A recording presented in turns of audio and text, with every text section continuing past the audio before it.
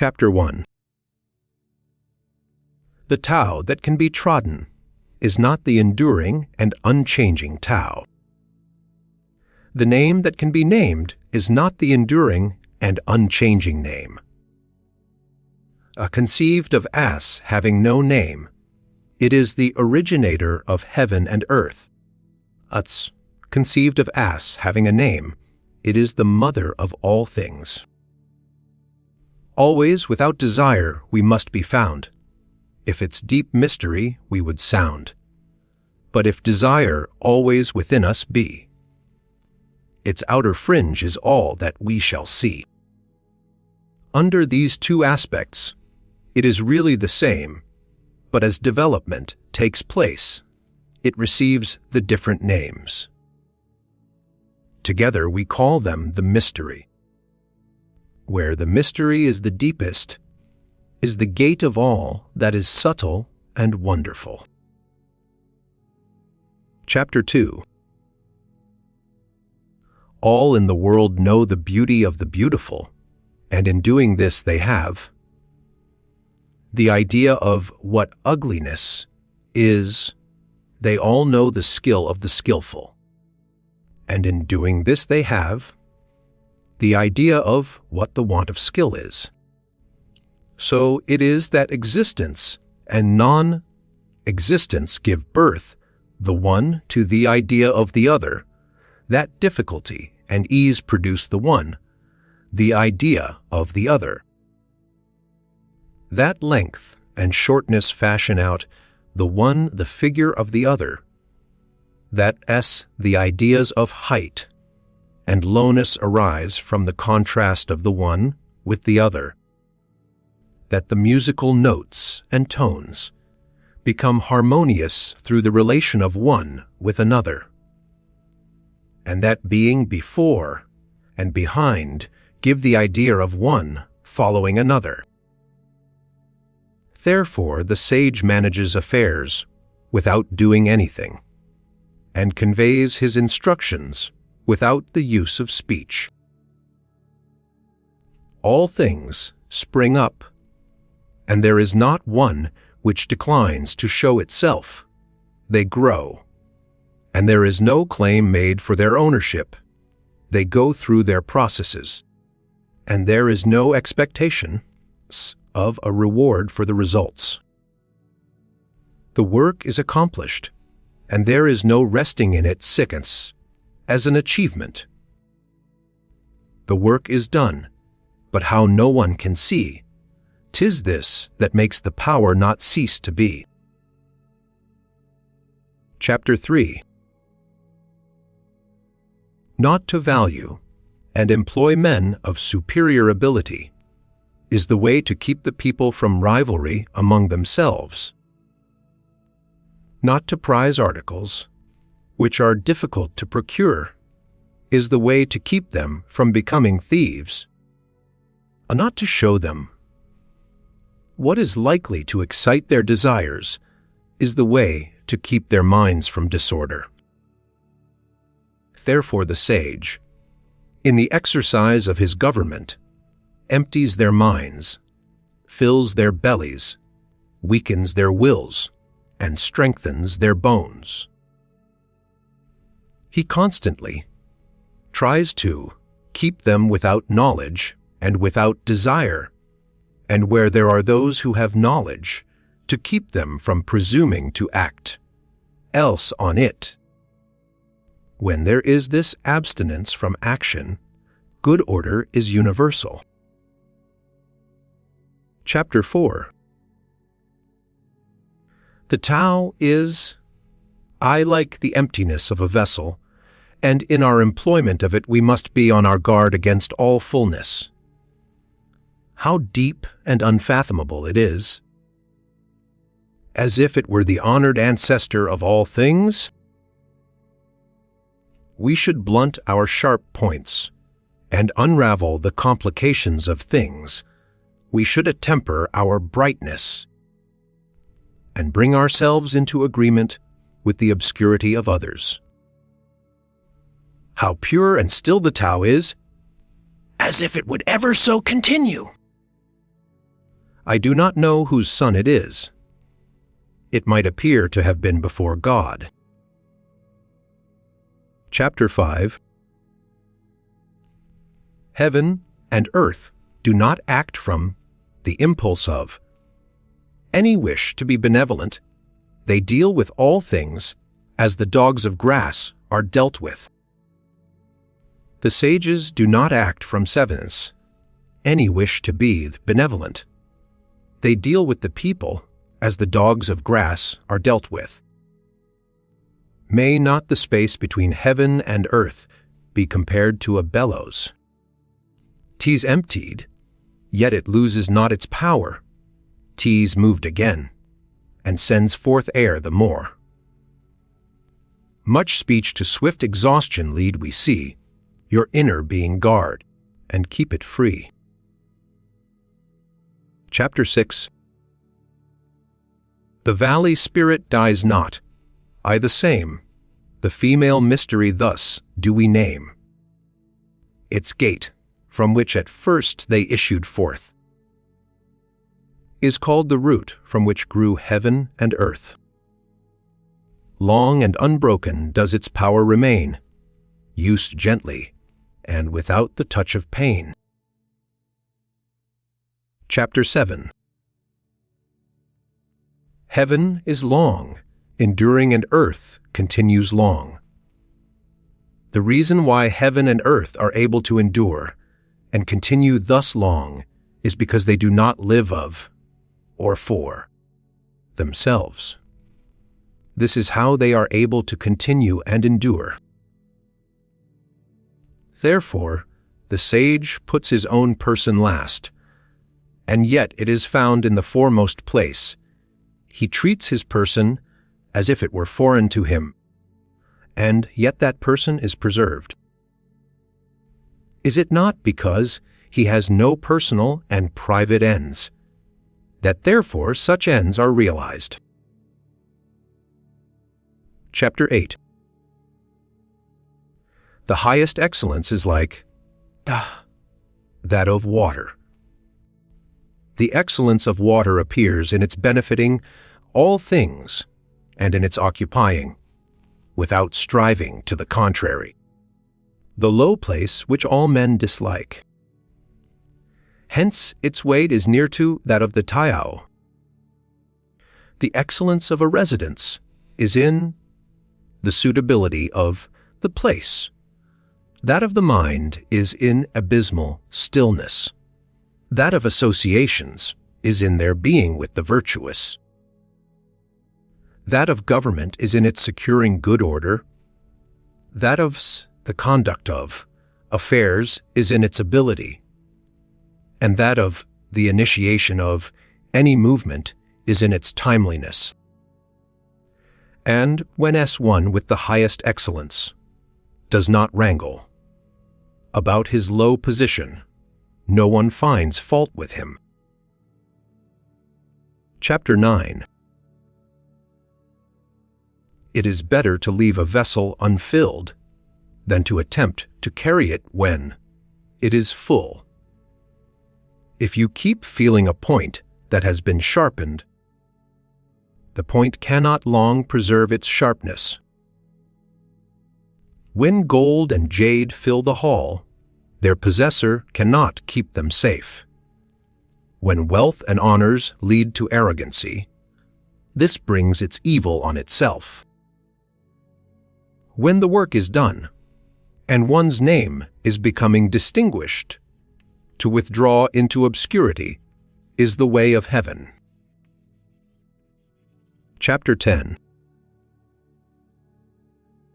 When the intelligent and animal souls are held together in one embrace, they can be kept from separating. When one gives undivided attention to the vital breath and brings it to the utmost degree of pliancy, he can become as a tendered babe. When he has cleansed away the most mysterious sights of his imagination, he can become without a flaw. In loving the people and ruling the state, cannot he proceed without any purpose of action? In the opening and shutting of his gates of heaven, cannot he do so as a female bird? While his intelligence reaches in every direction, cannot he appear to be without knowledge? The Tao produces all things and nourishes them. It produces them and does not claim them as its own. It does all, and yet does not boast of it. It presides over all, and yet does not control them. This is what is called the mysterious quality of the Tao. Chapter 11. The 30 spokes unite in the one nave, but it is on the empty space A, for the axlet, that the use of the wheel depends. Clay is fashioned into vessels, but it is on their empty hollowness that their use depends.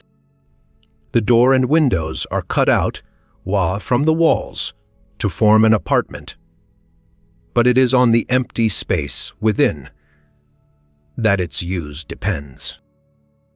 Therefore, what has a positive existence serves for profitable adaptation, and what has not that for actual usefulness. Chapter 12. Colors 5 hues from the eyes their sight will take. Music's 5 notes the ears as deaf can make. The flavors 5 deprive the mouth of taste. The chariot course. And the wild hunting waste make mad the mind, and objects rare and strange, sought for, men's conduct will to evil change. Therefore the sage seeks to satisfy the craving of the belly, and not the insatiable longing of their eyes. He puts from him the latter, and prefers to seek the former. Chapter 13. Favor and disgrace would seem equally to be feared, honor and great calamity to be regarded as personal conditions, service of the same kind. What is meant by speaking thus of favor and disgrace? Disgrace is being in a low position after the enjoyment of favor. Forgetting that favor leads to the apprehension of losing it, and the losing it leads to the fear of still greater calamity. This is what is meant by saying that favor and disgrace would seem equally to be feared, and what is meant by saying that honor and great calamity are to be similarly regarded as personal conditions. What makes me liable to great calamity is my having the body, which I call myself. If I had not the body, what great calamity could come to me? Therefore, he who would administer the kingdom, honoring it as he honors his own person, may be employed to govern it. And he who would administer it with the love which he bears to his own person may be entrusted with it. Chapter 14. We look at it, and we do not see it, and we name it the equable. We listen to it, and we do not hear it, and we name it the inaudible. We try to grasp it, and do not get hold of it, and we name it the subtle. With these 3 qualities, it cannot be made the subject of description, and hence we blend them together and obtain the one. Its upper part is not bright, and its lower part is not obscure. Ceaseless in its action, it yet cannot be named, and then it again returns and becomes nothing. This is called the form of the formless and the semblance of the invisible, This is called the fleeting and indeterminable. We meet it and do not see its front. We follow it and do not see its back.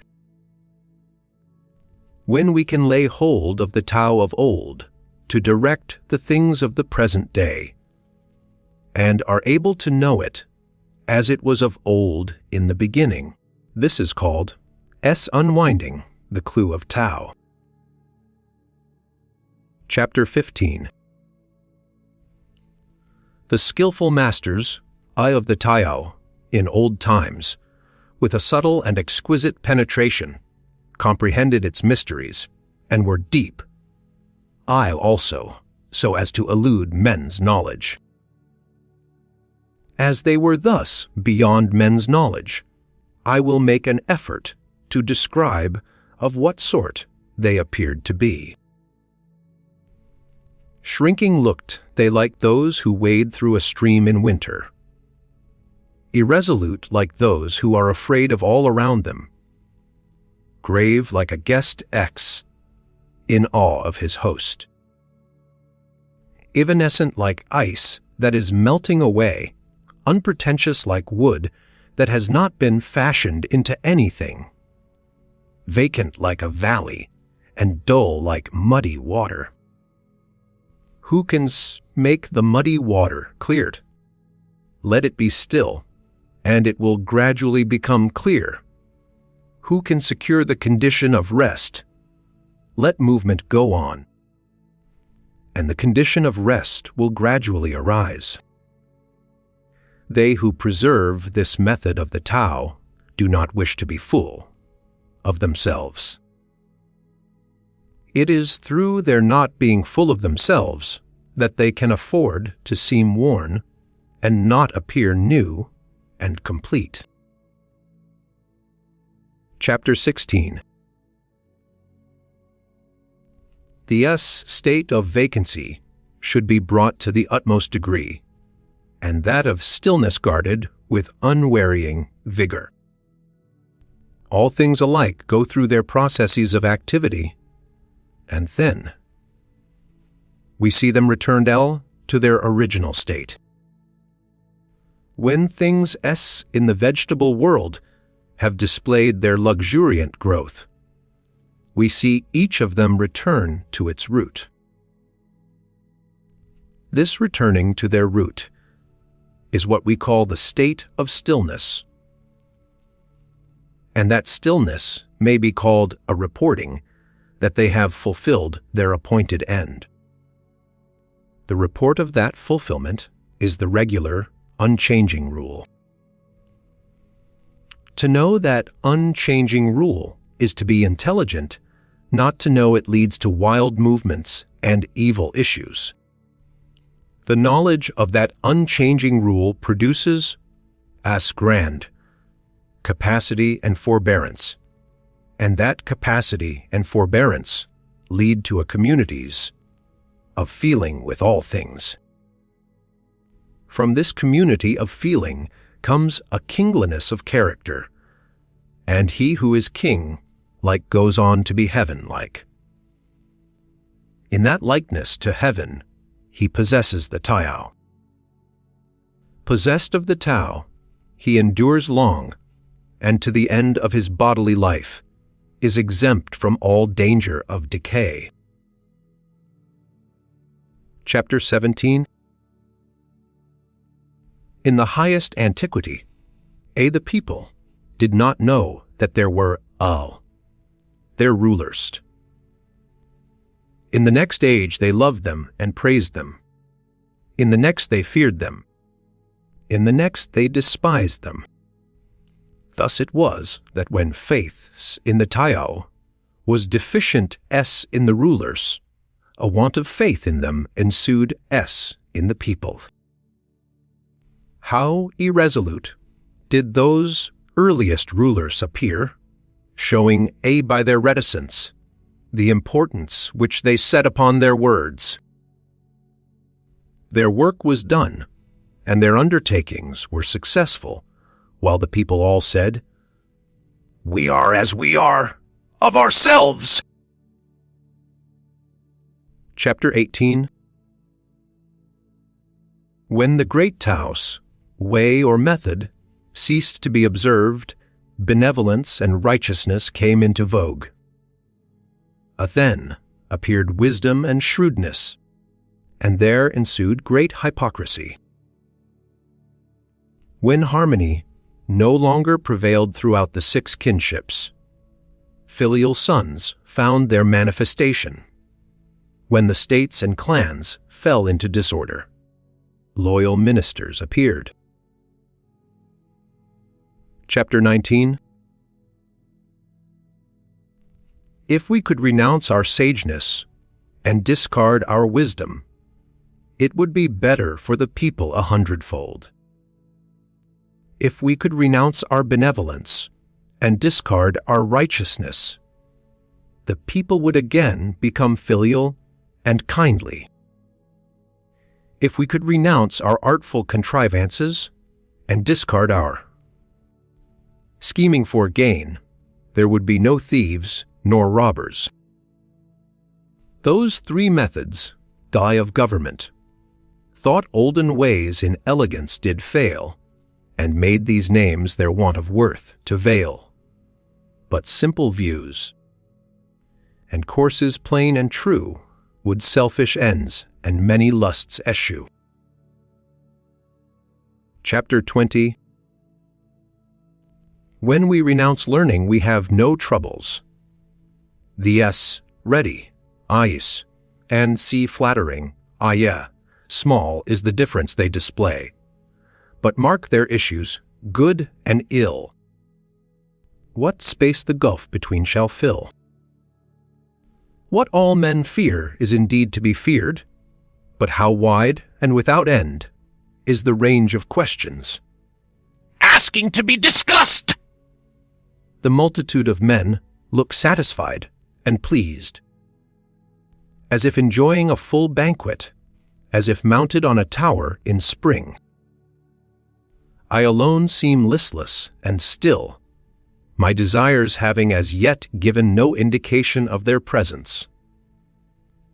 I am like an infant which has not yet smiled. I look dejected and forlorn, as if I had no home to go to. The multitude of men all have enough and to spare. I alone seem to have lost everything. My mind is that of a stupid man. I am in a state of chaos. Ordinary men look bright and intelligent, while I alone seem to be benighted. They look full of discrimination, while I alone am dull and confused. I seem to be carried about as on the sea, drifting as if I had nowhere to rest. All men have their spheres of action, while I alone seem dull and incapable, like a rude borderer. Thus, I alone am different from other men, but I value the nursing mother, the Taoism. Chapter 21. The grandest forms of active force from Tao come, their only source. Who can of Tao the nature tell? Our sight it flies, our touch as well. Eluding sight, eluding touch, the forms of things all in it crouch. Eluding touch, eluding sight, there are their semblances, all right. Profound it is, dark and obscure. Things, essences all there endure. Those essences the truth enfold of what, when seen, shall then be told. Now it is so, was so of old. Its name, what passes not away, so, in their beautiful array, things form and never know decay. How know I that it is so with all the beauties of existing things? By this, nature of the Tao. Chapter 22. The partial becomes complete, the crooked, straight, the empty, full, the worn out, new. He whose as desire is, are few gets them. He whose as desire is, are many goes astray. Therefore the sage holds in his embrace the one thing of humility and manifests it to all the world. He is free from self, display, and therefore he shines, from self-assertion, and therefore he is distinguished from self-boasting, and therefore his merit is acknowledged, from self-complacency, and therefore he acquires superiority. It is because he is thus free from striving that therefore no one in the world is able to strive with him. That saying of the ancients, that the partial becomes complete, was not vainly spoken. All real completion is comprehended under it. Chapter 23. Abstaining from speech marks him who is obeying the spontaneity of his nature. A violent wind does not last for a whole morning. A sudden rain does not last for the whole day. To whom is it that these things are owing? To heaven and earth. If heaven and earth cannot make such spasmodic actings last long, how much less can man? Therefore, when one is making the Tao his business, those who are also pursuing it agree with him in it. And those who are making the manifestation of its course, their object agree with him. In that, while even those who are failing, in both these things agree with him, where they fail. Hence, those with whom he agrees, as to the Tao, have the happiness of attaining to it. Those with whom he agrees, as to its manifestation, have the happiness of attaining to it, and those with whom he agrees in their failure have also the happiness of attaining to the Tao. But when there is not faith sufficient on his part, a want of faith in him ensues on the part of the others. Chapter 24. He who stands on his tiptoes does not stand firm. He who stretches his legs does not walk easily. So, he who displays himself does not shine. He who asserts his own views is not distinguished. He who vaunts himself does not find his merit acknowledged. He who is conceited has no superiority allowed to him. Such conditions, viewed from the standpoint of the Tao, are like remnants of food, or a tumor on the body, which all dislike. Hence those who pursue the course of the Tao do not adopt and allow them. Chapter 25. There was something undefined and complete coming into existence before heaven and earth. How still it was and formless, standing alone and undergoing no change, reaching everywhere and in no danger, sea of being exhausted! It may be regarded as the mother of all things. I do not know its name, and I give it the designation of the Tao, the way or course. Making an effort further to give it a name, I call it the Great. Great, it passes on us in constant float. Passing on, it becomes remote. Having become remote, it returns. Therefore the Tao is great, heaven is great, earth is great, and the Sage King is also great. In the universe there are 4 that are great, and the Sage King is one of them. Man takes his law from the earth takes its law from heaven. Heaven takes its law from the Tao. The law of the Tao is its being what it is. Chapter 26. Gravity is the root of lightness, stillness, the ruler of movement. Therefore, a wise prince, marching the whole day, does not go far from his baggage wagons. Although he may have brilliant prospects to look at, he quietly remains in his proper place, indifferent to them. How should the lord of a myriad chariots carry himself lightly before the kingdom? If he do act lightly, he has lost his root scissor of gravity. If he proceed to active movement, he will lose his throne. Chapter 27. The skillful traveler leaves no traces of his wheels or footsteps. The skillful speaker says nothing that can be found fault with or blamed. Of the skillful reckoner uses no tallies. The skillful closer needs no bolts or bars, while to open what he has shut will be impossible. Of the skillful binder uses no strings or knots, while to unloose what he has bound will be impossible. In the same way the sage is always skillful at saving men, and so he does not cast away any man.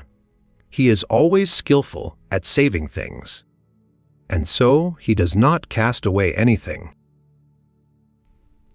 This is called hiding the light of his procedure. Therefore the man of skill is a master, to be looked up to by him who has not the skill, and he who has not the skill is the helper of the reputation of him who has the skill. If the one did not honor his master, and the other did not rejoice in his helper, an observer, though intelligent, might greatly err about them.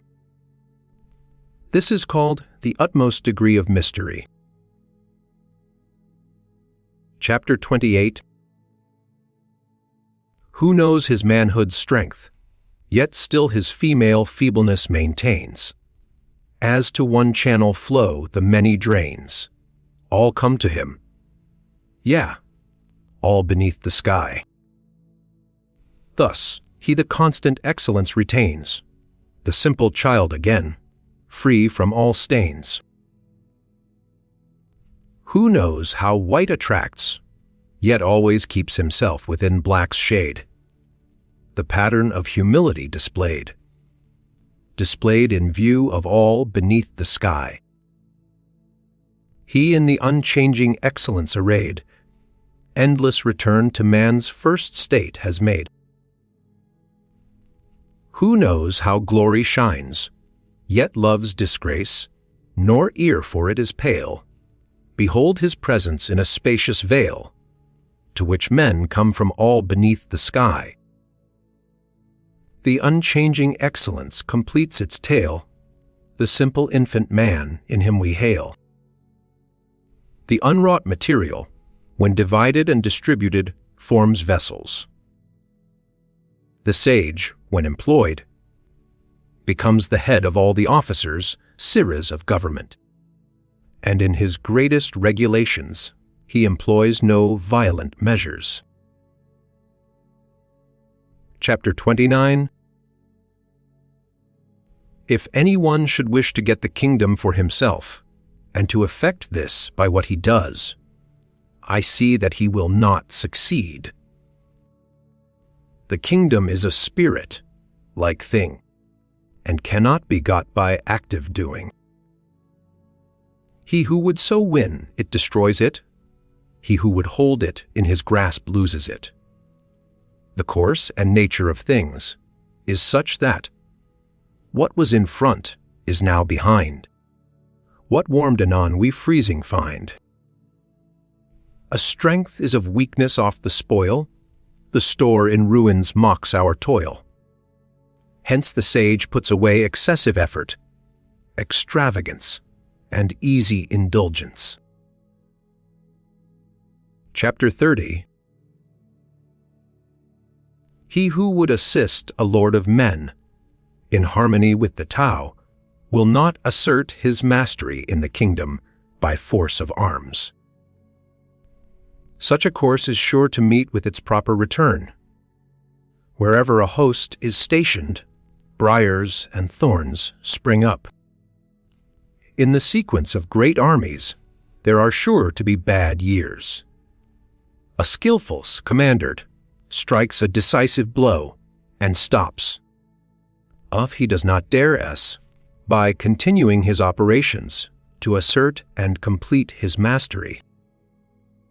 He will strike the blow, but will be on his guard against being vain or boastful or arrogant in consequence of it. He strikes it as a matter of necessity. He strikes it, but not from a wish for mastery. When things have attained their strong maturity, they become old.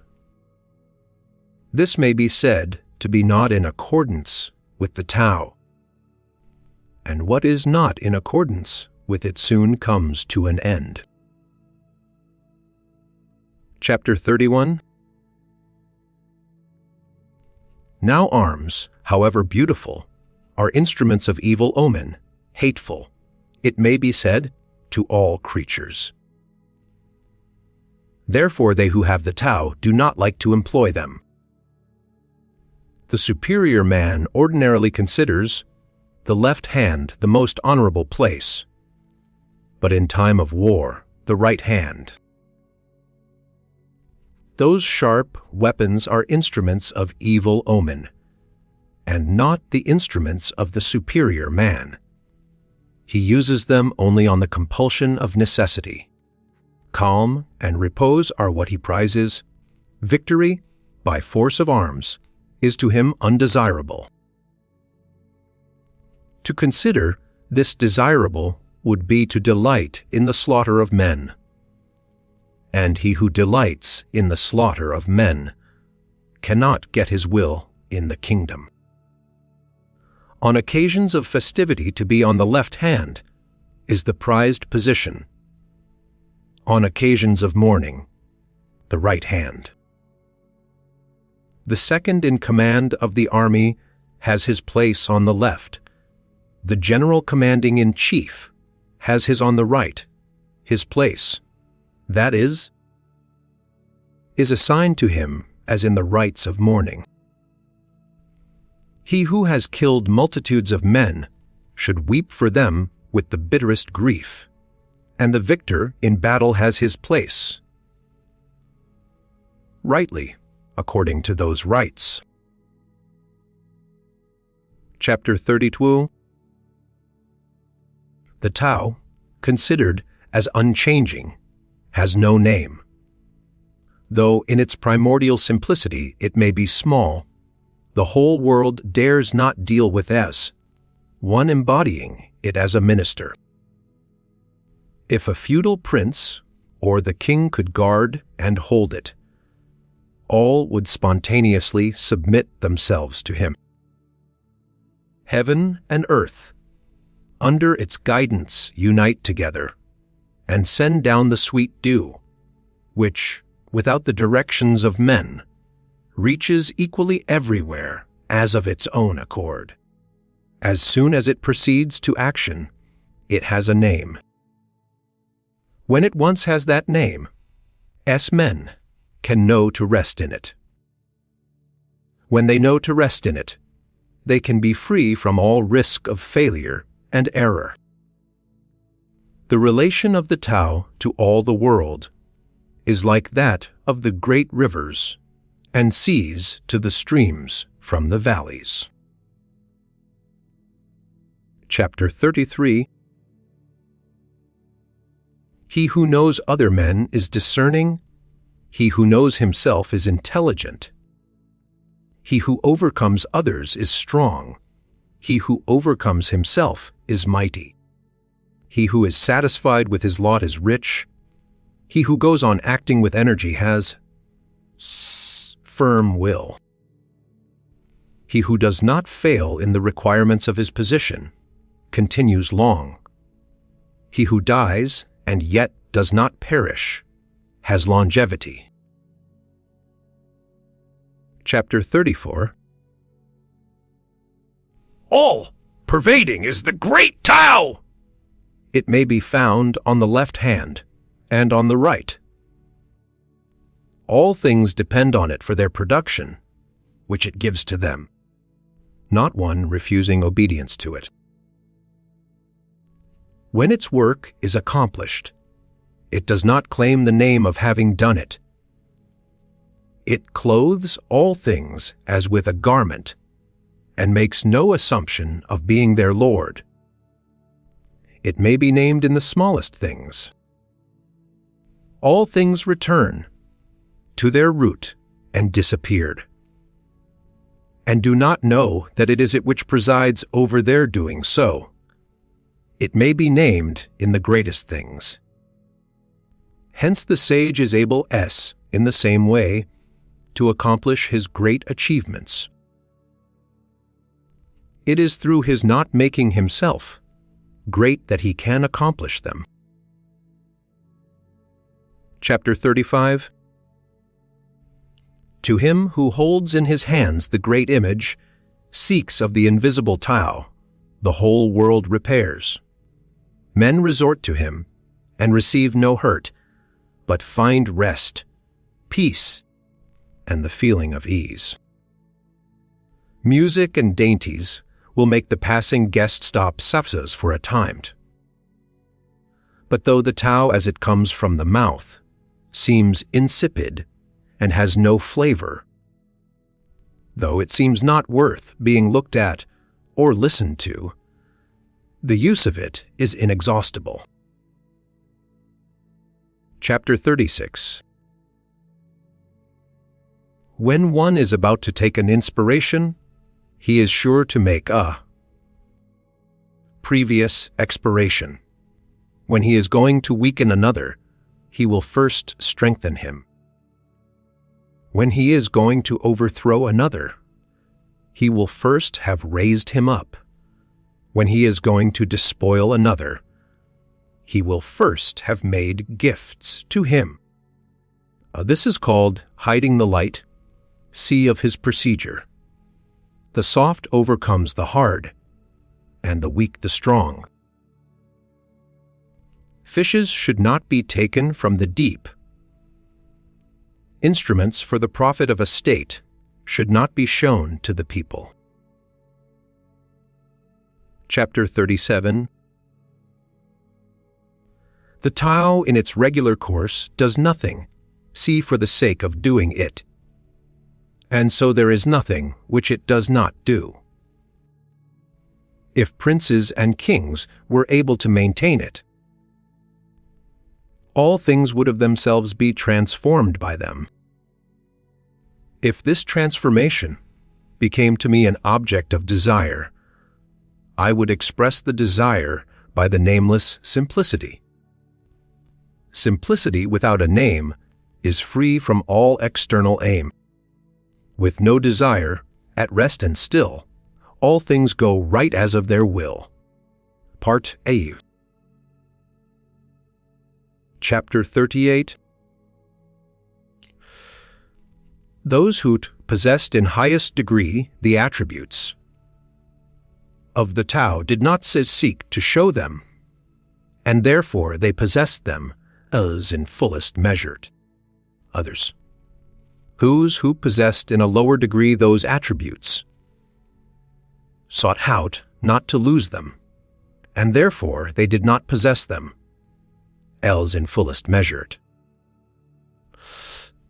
Those who possessed in the highest degree those attributes did nothing, with a purpose, and had no need to do anything. Those who possessed them in a lower degree were always doing, and had need to be so doing. Those who possessed the highest benevolence were always seeking to carry it out, and had no need to be doing so. Those who possessed the highest righteousness were always seeking to carry it out, and had need to be so doing. Those who possessed the highest, I sense of propriety, were always seeking to show it, and when men did not respond to it, they bared the arm and marched up to them. Thus it was that, when the Tao was lost, its attributes appeared. When its attributes were lost, benevolence appeared. When benevolence was lost, righteousness appeared. And when righteousness was lost, the proprieties appeared. Now propriety is the attenuated form of leal, heartedness, and good faith, and is also the commencement of disorder. Swift apprehension is alles onlyd, a flower of the Tao, and is the beginning of stupidity. Thus, it is that the great man abides by what is solid, and eschews what is flimsy, dwells with the fruit, and not with the flower. It is thus that he puts away the one, and makes choice of the other. Chapter 39. The things which from of old have got the one, the Tao, are heaven, which by it is bright and pure, earth rendered thereby firm and sure, a spirits with powers by it supplied, valleys kept full throughout, there void all creatures which through it do live, princes and kings, who from it get the model which to all they give. All these are the results of the one, Tao. If heaven were not thus pure, it soon would rend. If earth were not thus sure, 'twould break and bend. Without these powers, the spirits soon would fail. If not so filled, the drought would parch each vale. Without that life, creatures would pass away, princes and kings. Without that moral sway, however grand and high, would all decay. Thus it is that dignity finds its firm root in its previous meanness, and what is lofty finds its stability in the lowness, from which it rises. Hence princes and kings call themselves orphans, men of small virtue, and as carriages without a nave. Is not this an acknowledgment that in their considering themselves, mean they see the foundation of their dignity? So it is that, in the enumeration of the different parts of a carriage, we do not come on what makes it answer the ends of a carriage. They do not wish to show themselves elegant, looking as jade, but preferred to be coarse, looking as an ordinaried stone. Chapter 40. The movement of the Tao by contraries proceeds, and weakness marks the course of Tao's mighty deeds. All things under heaven sprang from it as existing, and named. That existence sprang from it as non-existent and not named. Chapter 41. Scholars of the highest class, when they hear about the Tao, earnestly carry it into practice. Scholars of the middle class, when they have heard about it, seem now to keep it and now to lose it. Scholars of the lowest class, when they have heard about it, laugh greatly at it. If it were not thus laughed at, it would not be fit to be the Tao. Therefore the sentence, makers have thus expressed themselves. The Tao, when brightest seen, seems light to lack, who progress in it makes, seems drawing back. Its even way is like a rugged track. Its highest virtue from the veil doth rise, its greatest beauty seems to offend the eyes, and he has most whose lot the least supplies. Its firmest virtue seems but poor and low. Its solid truth seems change to undergo. Its largest square doth, yet no corner show a vessel great. It is the slowest made. Loud is its sound, but never word it said, a semblance great, the shadow of a shade. The Tao is hidden, and has no name. But it is the Tao which is skillful at imparting to all things what they need, and making them complete. Chapter 42. The Tao produced one, one produced two, two produced three, three produced all things. All things leave behind them the obscurity out of which they have come, and go forward to embrace the brightness, into which they have emerged, while they are harmonized by the breath of vacancy. What men dislike is to be orphans, to have little virtue, to be as carriages without naves. And yet these are the designations which kings and princes use for themselves. So it is that some things are increased by being diminished, and others are diminished by being increased. What other men thus teach, I also teach. The violent and strong do not die their natural death. I will make this the basis of my teaching. Chapter 43. The softest thing in the world dashes against and overcomes the hardest. That which has nos substantialed. Existence enters where there is no crevice. I know hereby what advantage belongs to doing nothings with a purpose. There are few in the world who attain to the teaching without words, and the advantage arising from non-action. Chapter 44. Or fame or life, which do you hold more dear? Or life or wealth, to which would you adhere? Keep life and lose those other things. Keep them and lose your life, which brings sorrow and pain more near. Thus we may see, who cleaves to fame rejects what is more great, who loves large stores gives up the richer state.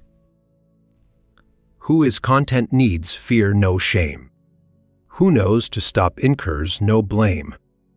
From danger free long live shall he. Chapter 45. Who thinks his great achievements poor, shall find his vigor long endure. Of greatest fullness, deemed a void, exhaustion near shall stem the tide. Do thou what straight still crook deem, thy greatest art still stupid seem, and eloquence a stammering scream. Constant action overcomes cold, a being still overcomes heat. Purity and stillness give the correct law to all under heaven. Chapter 46. When the Tao prevails in the world, they send back their swift horses to draw the dung carts. When the Tao is disregarded in the world, the war horses breed in the border lands. There is no guilt greater than to sanction ambition, no calamity greater than to be discontented with one's lot, no fault greater than the wish to be getting. Therefore, the sufficiency of contentment is an enduring and unchanging sufficiency. Chapter 47. Without going outside his door, one understands all that takes place under the sky. Without looking out from his window, one sees the Tao of heaven.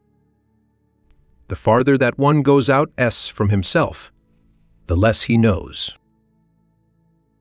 Therefore the sages got their knowledge without traveling, gave their right names to things without seeing them, and accomplished their ends without any purpose of doing so.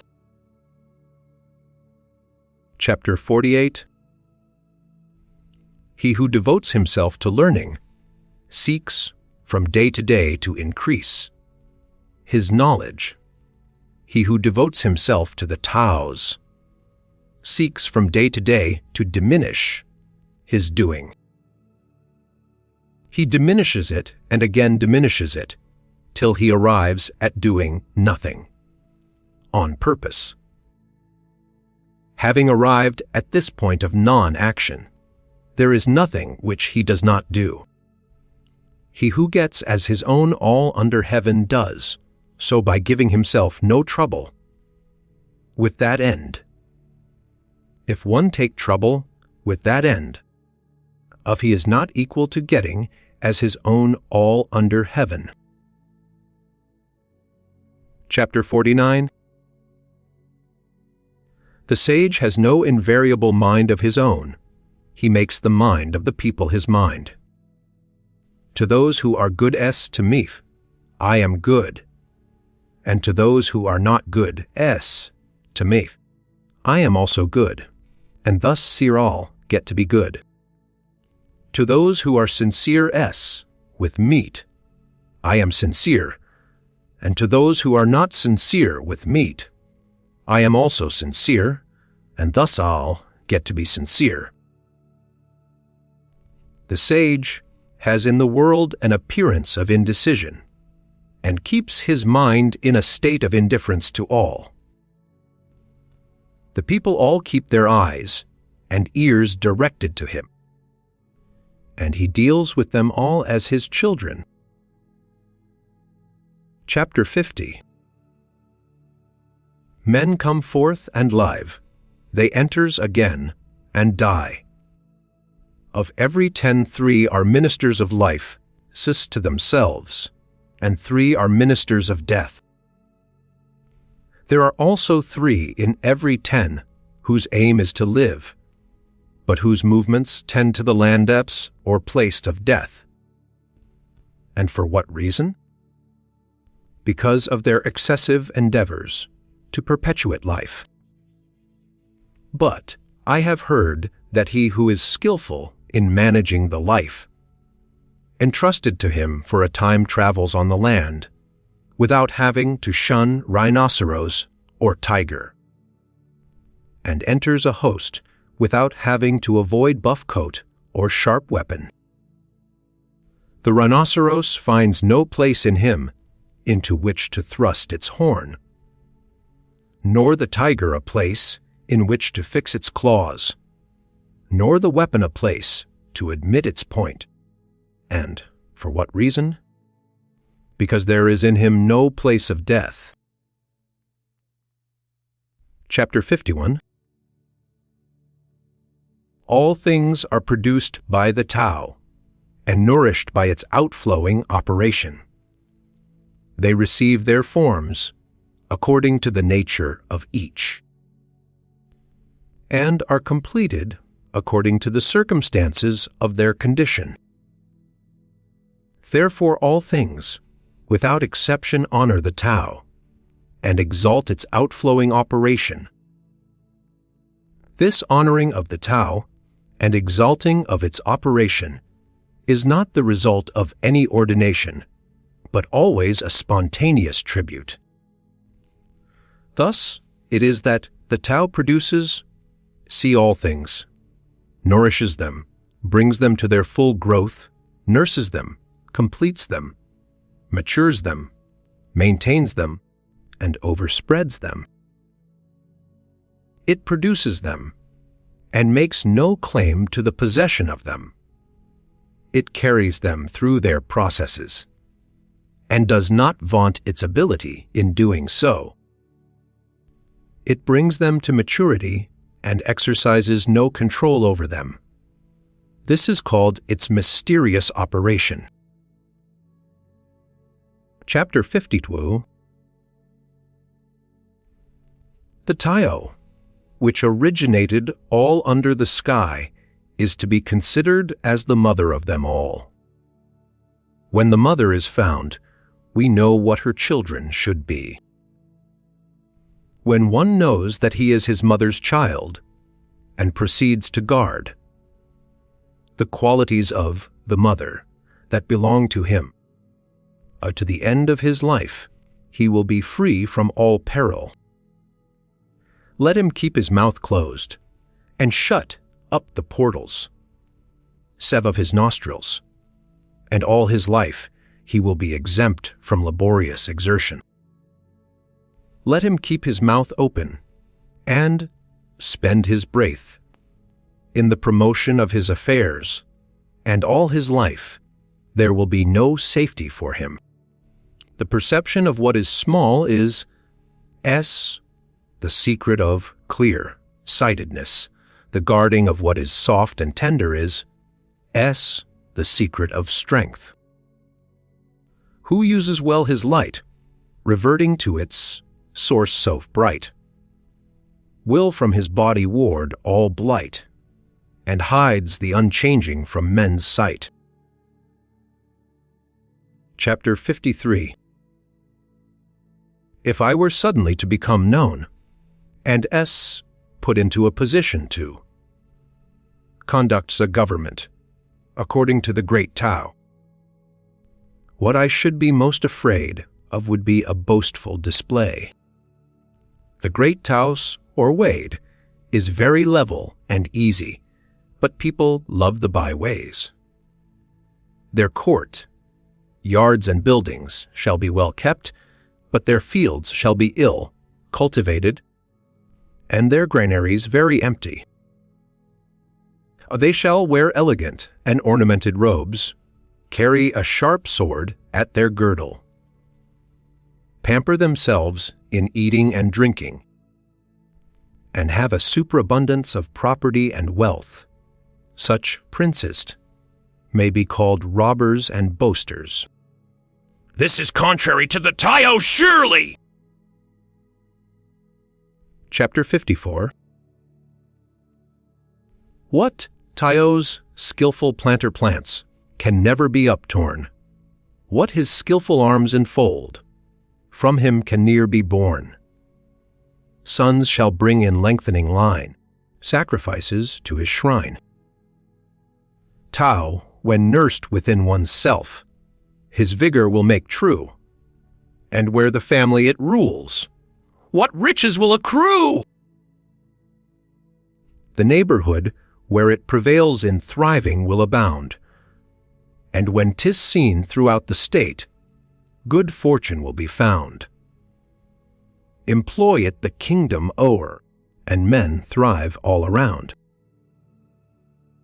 In this way, the effect will be seen in the person by the observation of different cases, in the family, in the neighborhood, in the state, and in the kingdom. How do I know that this effect is sure to hold thus all under the sky? By this method of observation. Chapter 55. He who has in himself abundantly the attributes, seer of the Tao, is like an infant. Poisonous insects will not sting him, fierce beasts will not seize him, birds of prey will not strike him. The infant's bones are weak and its sinews soft, but yet its grasp is firm. It knows not yet the union of male and female, and yet its virile member may be excited, showing the perfection of its physical essence. All day long it will cry, without its throat becoming hoarse, showing the harmony in its constitution. To him by whom this harmony is known, the secret of the unchanging Tao is shown, and in the knowledge wisdom finds its throne. All life, increasing arts to evil turn, where the mind makes the vital breath to burn. See falset is the strength us, and o'er it we should mourn. When things have become strong, they then become old, which may be said to be contrary to the Tao. Whatever is contrary to the Tao soon ends. Chapter 56. He who knows the Tao does not care to speak about it. He who is sees ever ready to speak about it does not know it. He who knows it will keep his mouth shut and close the portals 6 of his nostrils.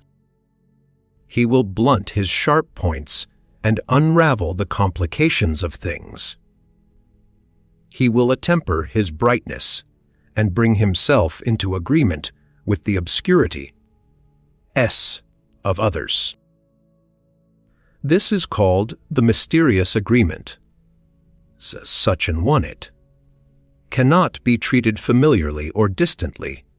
He is beyond all consideration of profit or injury, of nobility or meanness. He is the noblest man under heaven. Chapter 57. A state may be ruled by measures of correction. Weapons of war may be used with crafty dexterity. But the kingdom is made one's own, only by freedom from action and purpose. How do I know that it is so? By these facts. In the kingdom, the multiplication of prohibitive enactments increases the poverty of the people. The more implements to add to their profit that the people have, the greater disorder is there in the state and clan, the more acts of crafty dexterity that men possess. The more do strange contrivances appear, the more display there is of legislation, the more thieves and robbers there are. Therefore a sage has said, I will do nothing sere of purpose, and the people will be transformed of themselves. I will be fond of keeping still, and the people will of themselves become correct. I will take no trouble about it, and the people will of themselves become rich. I will manifest no ambition, and the people will of themselves attain to the primitive simplicity. Chapter 58.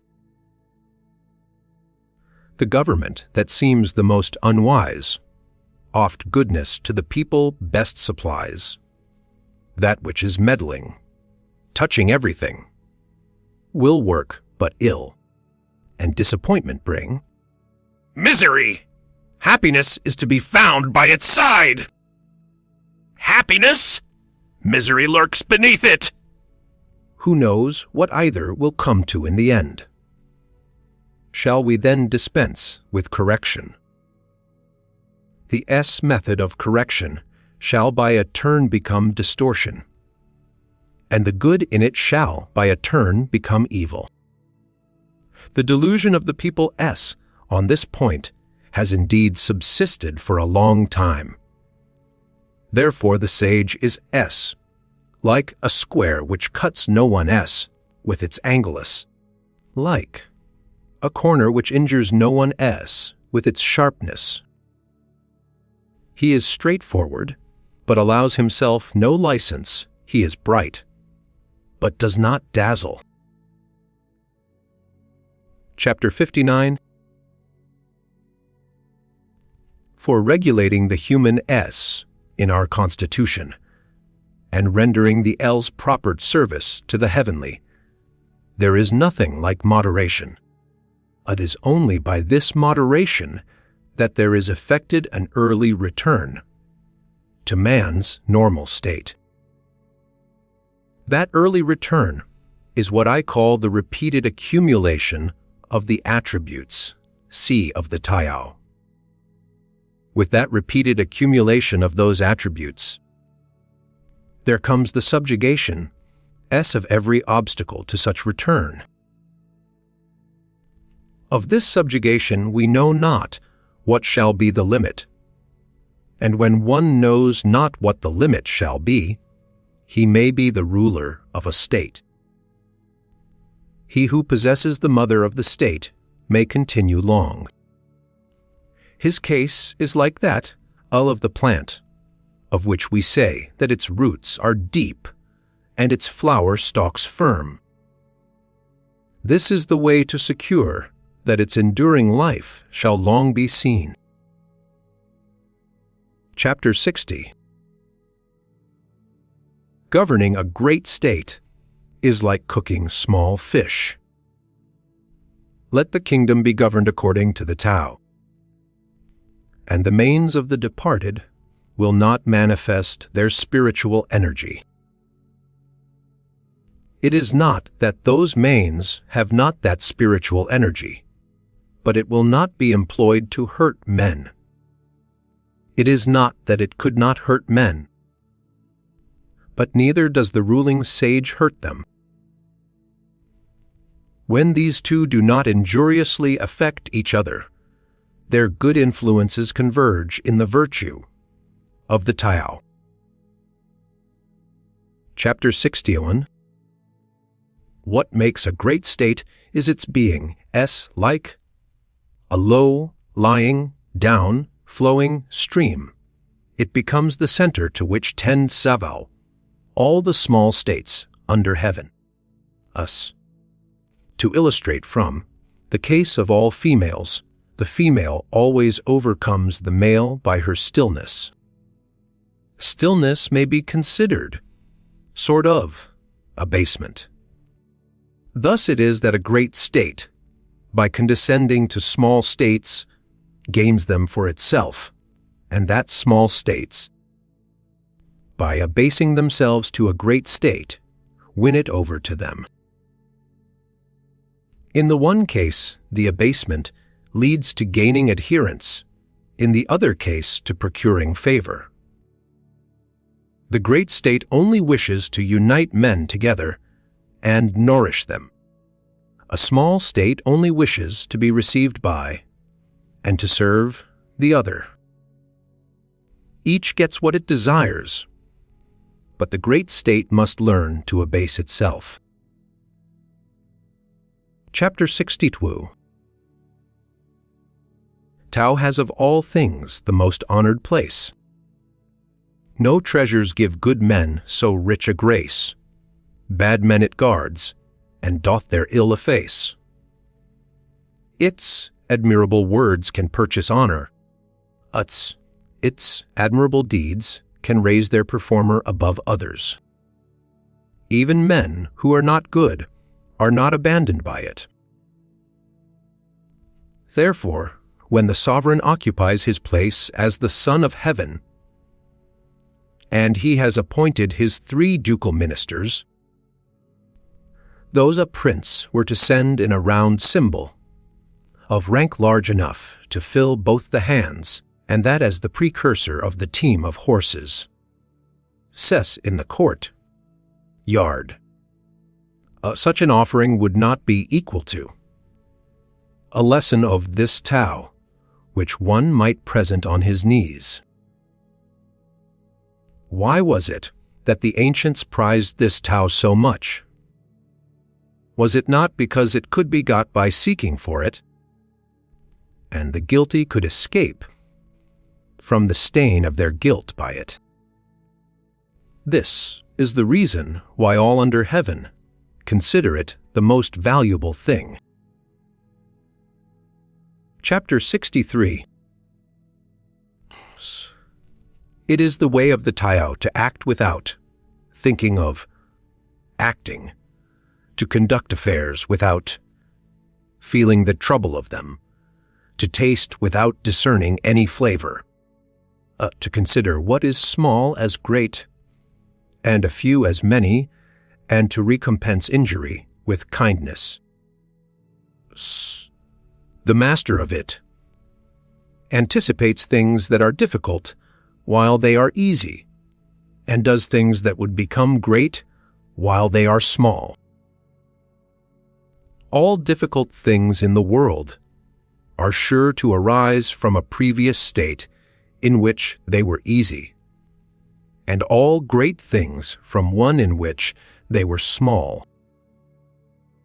Therefore the sage, while he never does what is great, is able on that account to accomplish the greatest things.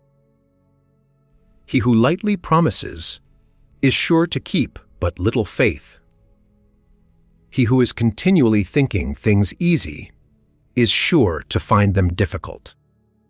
Therefore, the sage sees difficulty even in what seems easy, and so never has any difficulties. Chapter 64. That which is at rest is easily kept hold of before a thing has given indications of its presence. It is easy to take measures against it. That which is brittle is easily broken. That which is very small is easily dispersed. Action should be taken before a thing has made its appearance. Order should be secured before disorder has begun.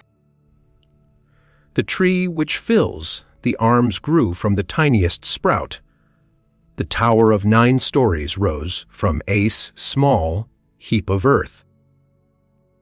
The journey of 1,000 lie commenced with a single step. He who acts thus with an ulterior purpose does harm. He who takes hold of a thing in the same way loses his hold. The sage does not act sove, and therefore does no harm. He does not lay hold sove, and therefore does not lose his hold. But people in their conduct of affairs are constantly ruining them when they are on the eve of success. If they were careful at the end, as Sike they should be at the beginning, they would not so ruin them. Therefore the sage desires what other men do not desire, and does not prize things difficult to get. He learns what other men do not learn, and turns back to what the multitude of men have passed by. Thus he helps the natural development of all things, and does not dare to act with an ulterior purpose of his own. Chapter 65. The ancients who showed their skill in practicing the Tao did so, not to enlighten the people, but rather to make them simple and ignorant. The difficulty in governing the people arises from their having much knowledge. He who tries to govern a state by his wisdom is a scourge to it, while he who does not try to do so is a blessing. He who knows these two things finds in them also his model and rule. Ability to know this model and rule constitutes what we call the mysterious excellence of a governor.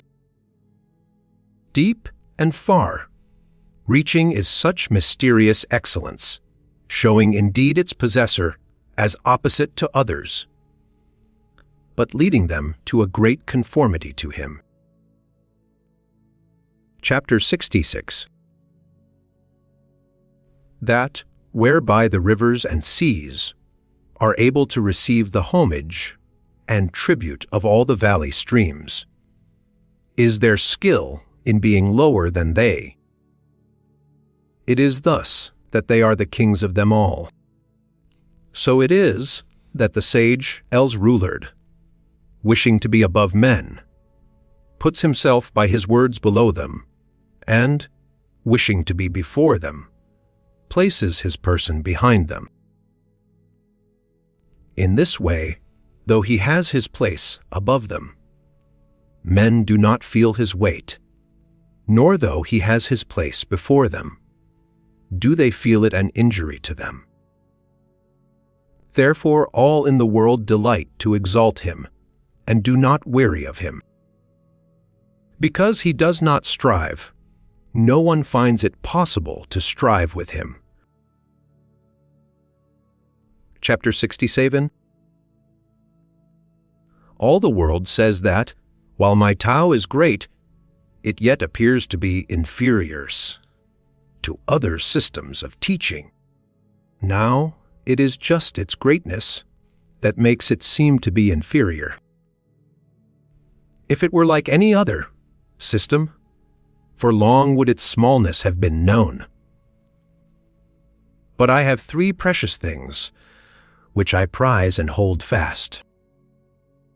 The first is gentleness, the second is economy, and the third is shrinking from taking precedence of others.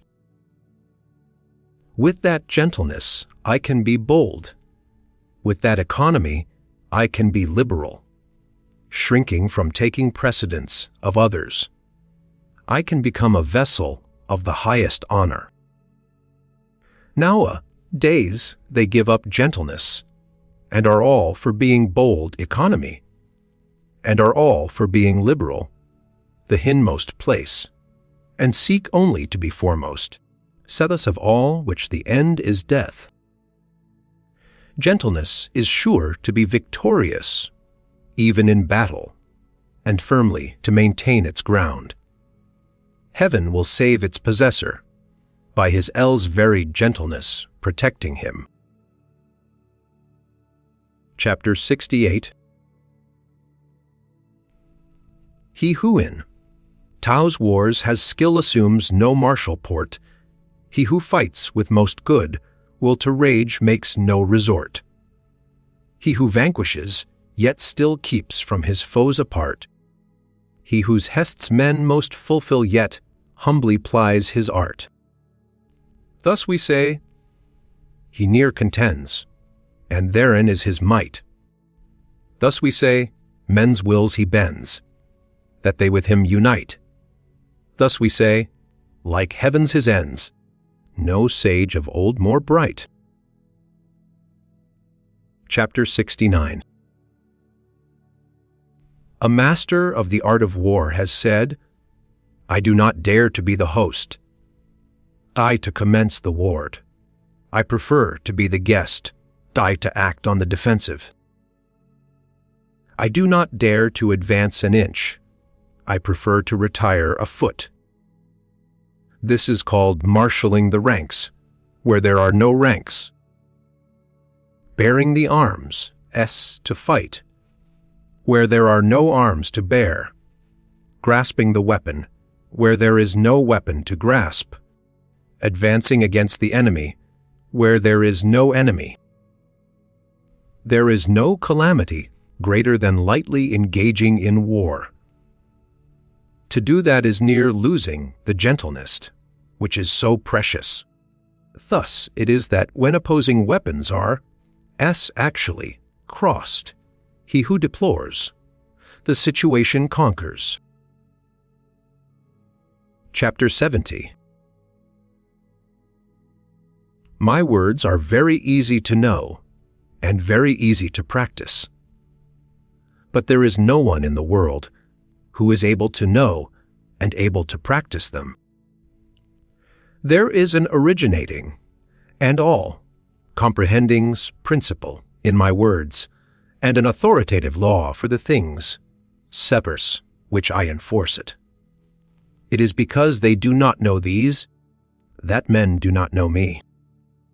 They who know me are few, and I am on that account the more to be prized. It is thus that the sage wears a poor garb of hair cloth, while he carries his signet of jade in his bosom. Chapter 71. To know and yet think we do not know is the highest's attainment. Not to know and yet think we do know is a disease. It is simply by being pained at, the thought of, having this disease that we are preserved from it. The sage has not the disease. He knows the pain that would be inseparable from it, and therefore he does not have it. Chapter 72. When the people do not fear what they ought to fear, that which is their great dread will come on them. Let them not thoughtlessly indulge themselves in their ordinary life. Let them not act as if wary of what that life depends on. It is by avoiding such indulgence that such wariness does not arise. Therefore the sage knows these things of himself, but does not parade his knowledge, loves, but does not appear to set a value on himself. And thus he puts the latter alternative away and makes choice of the former. Chapter 73. He whose boldness appears in his daring to do wrong, in defiance of the laws is put to death. He whose boldness appears in his not daring to do so lives on. Of these two cases, the one appears to be advantageous, and the other to be injurious. But when heaven's anger smites a man, who the cause shall truly scan? On this account the sage feels a difficulties as to what to do in the former case. It is the way of heaven not to strive, and yet it skillfully overcomes, not to speak, and yet it is skillful in obtaining a reply, does not call, and yet men come to it of themselves. Its demonstrations are quiet, and yet its plans are skillful and effective. The meshes of the net of heaven are large, far apart, but letting nothing escape. Chapter 74. The people do not fear death. To what purpose is it to try to frighten them with death?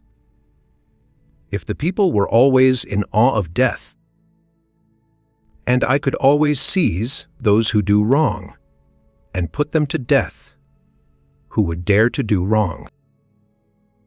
There is always one who presides over the infliction of death. He who would inflict death in the room of him who so presides over it may be described as hewing wood, instead of a great carpenter. Seldom is it that he who undertakes the hewing, instead of the great carpenter, does not cut his own hands. Chapter 75. The people suffer from famine because of the multitude of taxes, consumed by their superiors. It is through this that they suffer famine. The people are difficult to govern because of these excessive agency of their superiors in governing them. It is through this that they are difficult to govern. The people make light of dying because of the greatness of their labors in seeking for the means of living. It is this which makes them think light of dying. Thus it is that to leave the subject of living altogether out of view is better than to set a high value on it. Chapter 76. Man at his birth is supple and weak, at his death firm and strong. So it is with all things. Trees and plants, in their early growth, are soft and brittle, at their death dry and withered.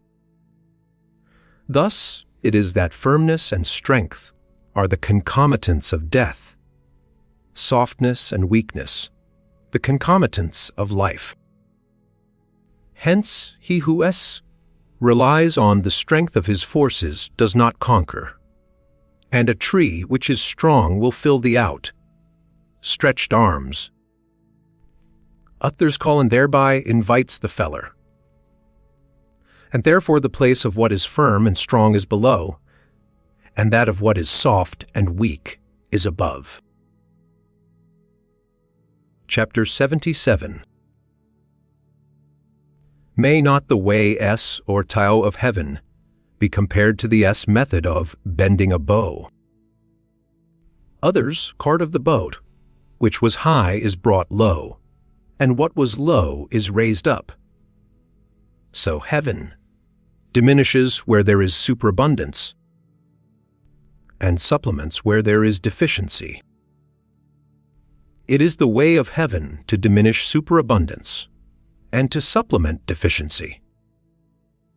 It is not so with the way of man. He takes away from those who have not enough to add to his own superabundance. Who can take his own superabundance and therewith serve all under heaven? Only he who is in possession of the Tao. Therefore, the us ruling sage acts without claiming the results as his. He achieves his merit and does not rest arrogantly in it. He does not wish to display his superiority. Chapter 78. There is nothing in the world more soft and weak than water, and yet for attacking things that are firm and strong there is nothing that can take precedence of it. For there is nothing so effectual for which it can be changed. Everyone in the world knows that the soft overcomes the hard, and the weak the strong, but no one is able to carry it out in practice. Therefore a sage has said, "He who accepts his state's reproach is hailed therefore its altar's lord. To him who bears men's direful woes, they all the name of king accord." Words that are strictly true seem to be paradoxical. Chapter 79. When a reconciliation is effected S between two parties, after a great animosity, there is sure to be a grudge remaining S in the mind of the one who was wrong. And how can this be beneficial S to the other? Therefore, to guard against this, the sage keeps the left hand portion of the record of the engagement, and does not insist on the speedy fulfillment of it by the other party.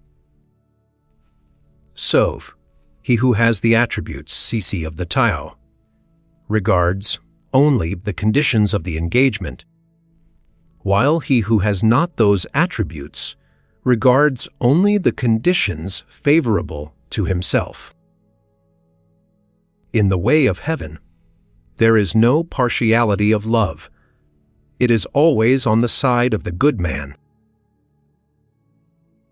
Chapter 80. In a little state with a small population, I would so order it that, though there were individuals with the abilities of 10 or 100 men, there should be no employment of them. I would make the people, while looking on death as a grievous thing, yet not remove elsewhere, to avoid it. Though they had boats and carriages, they should have no occasion to ride in them. Though they had buff coats and sharp weapons, they should have no occasion to don or use them. I would make the people return to the use of knotted cords instead of the written characters.